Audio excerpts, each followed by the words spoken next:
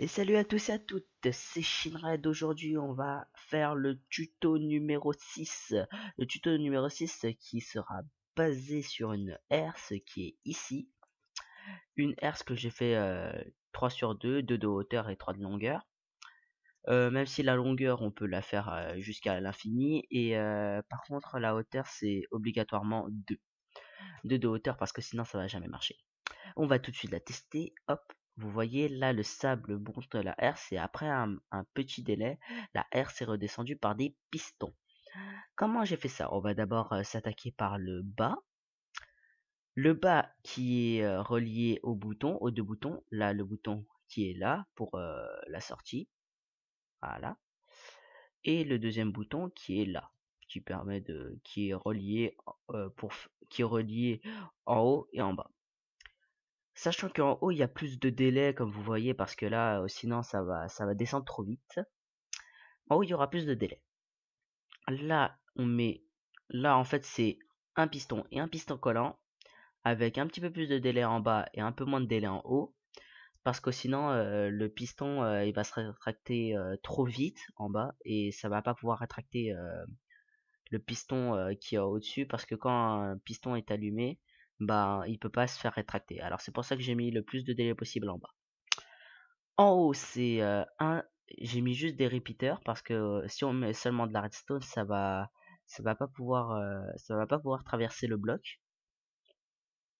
Et pourquoi j'ai mis un bloc ici? Parce que si on faisait le repeater ici, ça va activer le piston en premier. Donc, il va s'activer ici. Il pourra s'activer ici grâce au bloc qui est là. Donc, ça va s'activer là. Donc, celui-là, ça ne va pas le pousser. Ce qui va faire foirer le système parce que la herse va se lever que d'un bloc.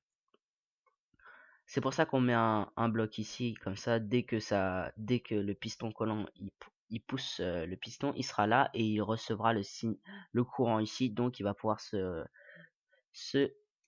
il va pouvoir pousser le sable jusqu'au deuxième cran. Et c'est obligé que ce soit du sable parce que à cause de la gravité, comme vous pouvez le voir. À cause de la gravité, le sable va pouvoir tomber et nous laisser un passage. On va tout de suite faire le test. Le sable tombe et il va nous laisser un passage. Maintenant, regardons en haut. En haut, j'ai fait un système un peu plus assez différent parce que il faut beaucoup plus de délai avant de que la herse se referme. Déjà, on a mis 5 repeaters là, 5 repeaters qui ne font pas partie du système, à 4 ticks chacun, ce qui permet de faire ce qui permet de laisser assez de délai pour passer et ensuite se refermer. Euh, chaque euh, chaque repeater sur le qui sont directement reliés au piston et au piston collant. C'est parce que ça c'est un piston et ça c'est un piston collant. C'est à peu près le même format que celui d'en bas. On va remettre time 7.0 parce qu'elle commence à faire un petit peu nuit. Là, voilà, là c'est déjà mieux. Euh, on a mis les repeaters à 4 ticks ici et on a fait à peu près le même format que en bas. Sauf qu'il y a juste un petit peu plus de délai. Vous avez remarqué que là il y a un piston. S'il y a un piston ici, s'il y a des pistons ici au retour, c'est pas grave, hein. À la fin, c'est pas grave parce que comme comme la herse, elle va se lever, elle fait deux blocs là, elle va se lever ici, elle va pousser le piston et tout va redevenir en ordre. Parce que là, comme vous pouvez le voir, là, elle a poussé le piston au-dessus, hop, et après, on a pu rétracter le. Et après, les pistons ont pu pousser le, la herse. Après, c'est comme.